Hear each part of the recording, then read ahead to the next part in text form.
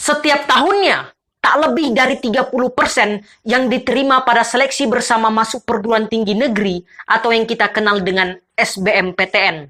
Lantas, bagaimana dengan 70% lebih lainnya? Mereka yang tidak lolos memilih berbagai alternatif. Ada yang mencoba jalur lainnya, ada yang masuk kampus swasta, dan bahkan ada yang memilih untuk gap year.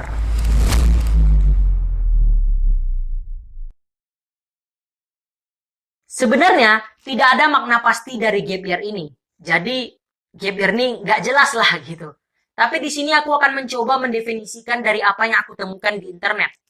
Gap year atau di Indonesia diartikan sebagai tahun jeda atau cuti adalah suatu periode yakni berkisaran 1 sampai 2 tahun yang diambil seorang pelajar sebagai jedanya antara sekolah dan kuliah, serta diambil oleh seorang sarjana muda sebagai jedanya antara kuliah dan kerja.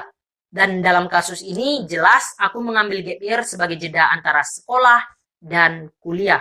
Dan pada umumnya gap year ini maksimalnya 2 tahun. Kenapa 2 tahun?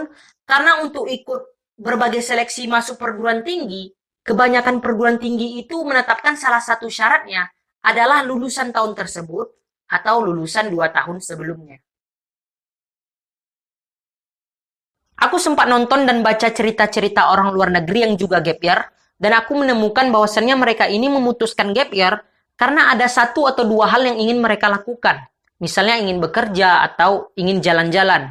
Dan mereka memutuskan gap year ini memang karena keinginan sendiri dan sudah direncanakan. Bedanya dengan di Indonesia, kalau kita di Indonesia ini kebanyakan memutuskan untuk gap year itu karena sebuah kecelakaan, karena sebuah kegagalan. Tidak lolos PTN, makanya gap year. Kalau lolos mah ya kuliah gitu kan. Jadi sangat jarang ada orang Indonesia yang sejak SMA sudah memutuskan kalau tamat bakalan gap year. Pertanyaannya, apakah orang Indonesia salah? Sebenarnya ya nggak juga. Karena ya tergantung bagaimana kalian menjalani gap year-nya. Kan percuma aja kalau sudah ada rencana tapi tidak dilaksanakan. Tapi itulah yang ingin aku katakan. Marilah ketika kita sudah memutuskan untuk gap year, maka buatlah rancangan ataupun planning apa saja yang ingin kalian lakukan ketika masa gap year ini. Sehingga masa gap year kalian ini memang bisa membuat diri kalian itu berubah. Bukan jadi Spiderman atau Batman, bukan. Tapi berubah ke arah yang lebih baik lagi.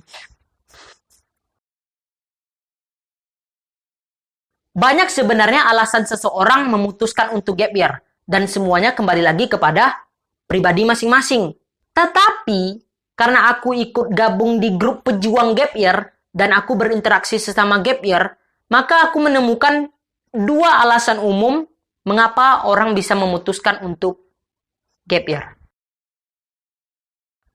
Ini alasan yang paling banyak ditemui. Mereka sangat ingin masuk PTN, tetapi gagal. Atau mungkin ada juga yang sudah masuk PTN, tetapi PTN-nya bukan PTN impian, bukan PTN yang diidam-idamkan.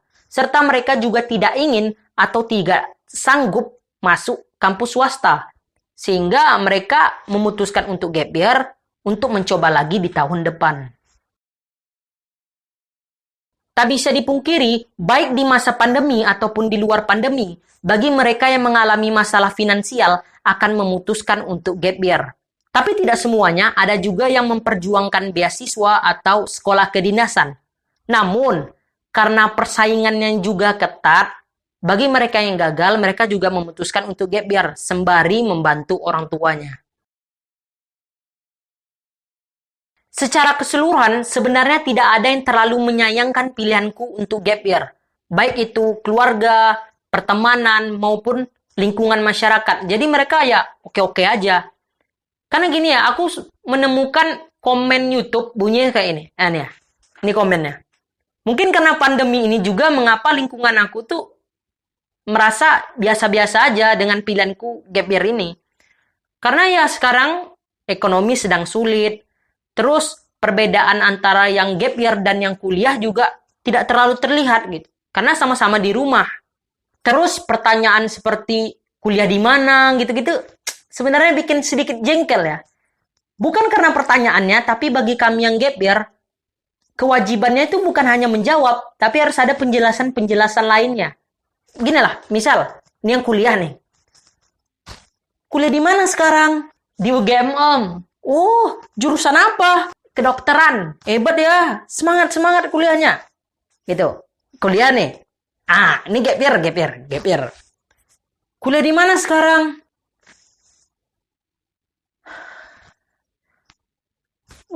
Belum, Om. Hah? Kok belum? Bukannya udah lulus SMA ya? Udah lulus. Terus, kok nggak kuliah? Gap year, Om. Saya gap year. Oh, nganggur. Bukan. Gap year. Gap year gitu. Ya, gap. Terus, year. Gap year tuh yang kayak... Jadi, pokoknya panjang gitu. Harus menjelaskan apa itu gap year, ngapain sih gap year, dan lain-lainnya gitu. Tapi pada akhirnya aku mulai terbiasa dengan pertanyaan-pertanyaan seperti itu. Karena aku pernah dengar gitu. Salah satu quotes bunyinya seperti ini. Mungkin bukan orang lain yang tidak peka, tetapi bisa jadi kita saja yang terlalu ingin dimengerti. Nah, maka dari itu, aku berpikir bahwasannya pilihanku gap year dan reaksi orang terhadap pilihan aku itu netral. Ada yang baik, ada yang buruk. Maka kita harus mulai membiasakan diri akan hal itu. Acuan dari ketinggalan itu banyak ya kan? Tergantung dari mana kita bicarakannya. Baik itu ketinggalan umur, ketinggalan pertemanan, karir, dan lain sebagainya. Tapi aku selalu berusaha mencari sisi positif dari ketinggalan itu. Misal gini, kalau dari segi pertemanan, karena kawan-kawanku sudah banyak yang kuliah, otomatis mereka merasakannya lebih dahulu. Ya, sedikit banyak aku bisa belajar dari mereka. Misal, tugas-tugas kuliah itu seperti apa, misal buat laporan. Ya, aku juga bisa belajar sedikit-sedikit cara buat laporan. Apalagi, misal buat video tugasnya. Ya, aku juga belajar mengedit dan berbicara di depan kamera seperti ini. Jadi aku mencari persiapan-persiapan itu. Walaupun belum tentu sama nanti ketika aku kuliah gitu. Misal lagi kalau dari segi umur dan karir. Kalau untuk zaman sekarang ya, aku melihat bahwasannya umur bukan lagi sebagai acuan untuk menilai seseorang. Dan karir juga tidak dibatasi oleh umur. Aku sudah gabung di grup angkatan. Karena sudah mau kuliah nih. Jadi aku melihat banyak sekali yang gap year. Bukan aku sendiri. Bahkan sudah ada yang 2 tahun. Jadi untuk kawan-kawan yang akan atau yang sedang gap year, ya sudah gap year saja gitu. Jangan mikir terlalu berlebihan. Karena kalian itu tidak sendirian. Apalagi kalau kalian nanti masuk di kampus-kampus favorit gitu. Pasti banyak yang gap year. Aku rasa ini cuma candaan ya. Kayak jelas gitu. Ini candaan. Karena kalau misalnya memang kita mau seriusin, menurutku yang beban keluarga itu bukan hanya yang gap year, tapi yang sekolah, yang kuliah, bahkan kerja juga beban keluarga. Sebenarnya tak ada indikator yang pasti. Yang jelas menurutku seseorang dikatakan berhasil menjalani gap year selain tujuan-tujuannya tercapai seperti masuk perguruan tinggi impian, membantu orang tua, dan lain sebagainya. Namun juga ketika ia menjalani gap year, ia dapat mengekspresikan dirinya. Tidak merasa bersalah dan tidak merasa malu. Yang sangat disayangkan, aku tidak pernah mendapatkan informasi, pemahaman, pembekalan, atau bahkan pilihan kalau ada yang namanya gap year. Jadi dulu itu pilihannya cuma 2. Kalau tidak lolos PTN, ya masuk PTS. Jadi aku tahu gap year itu dari internet dan dari kakak-kakak alumni yang juga gap year. Karena gini ya, misalnya kita tidak lolos PTN. Oke lah, yang punya rezeki lebih bisa masuk ke kampus swasta. Tapi bagaimana dengan orang-orang yang tidak ingin atau tidak sanggup masuk kampus swasta? Ini kan di luar kendali kita. Kita mau marah sama siapa? Nggak bisa dong. Akhirnya kita bingung. Boleh nggak ya gap year? Salah nggak ya? Dan akhirnya perasaan malu dan tidak percaya diri itu muncul. Waktu di SMA, juga pasti banyak nih ketika kelas 3, PTN atau PTS yang datang untuk promosi. Banyak kan? Dan pasti ada juga kakak-kakak alumni yang masuk kampus terbaik datang untuk bercerita tentang perjuangannya. Tapi aku sangat jarang melihat ada alumni gap year, ya alumni yang gap year, datang untuk bercerita tentang perjuangannya juga. selama gap year itu. Sebagai orang yang sebentar lagi akan menyelesaikan masa gap year-nya, tentu banyak sekali harapan yang ingin aku sampaikan. Bagi kawan-kawan yang akan atau bahkan yang sedang gap year, yap, kalian tidak sendirian, jadi jangan pernah merasa malu, jangan pernah merasa bersalah, karena gap year itu normal. Ini untuk sekolah SMA ataupun sederajat, menurutku pemahaman ataupun informasi mengenai gap year tetap harus diberikan, walaupun semua sekolah pasti menginginkan anaknya masuk perguruan tinggi. Tetapi jangan sampai ketiadaan informasi ataupun pemahaman ini menjadi penghambat bagi anak-anak yang gap year. Dalam memutuskan untuk gap year, hal ini harus dikomunikasikan dengan orang tua atau wali kalian. Kenapa?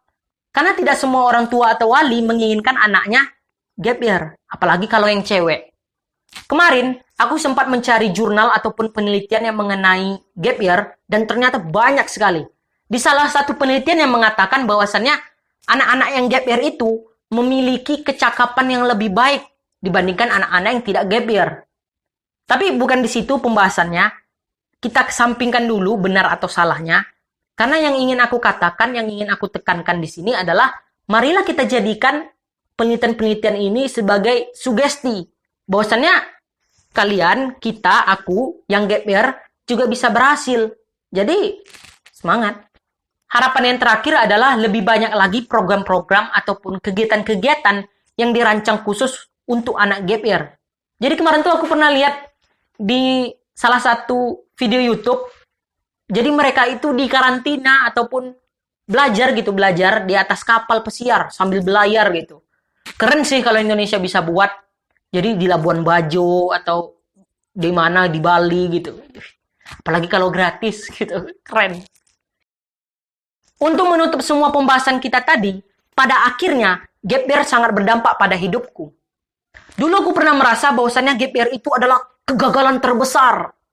Tapi sekarang ya kalau melihat anak-anak yang gap year itu kayak, apa sih gap year gitu? Kayak kecil gitu, mudah gitu. Itulah mungkin salah satu bentuk dari proses berkembang itu. Dan ya, mungkin hanya sekian videonya. Semoga bisa bermanfaat dan bisa membantu kawan-kawan semua. Jika ada pertanyaan, sanggahan, ataupun kesalahan, tolong tuliskan di komen. Jangan segan-segan. Sampai jumpa di video selanjutnya. Saya Fajrin Hakim. Terima kasih.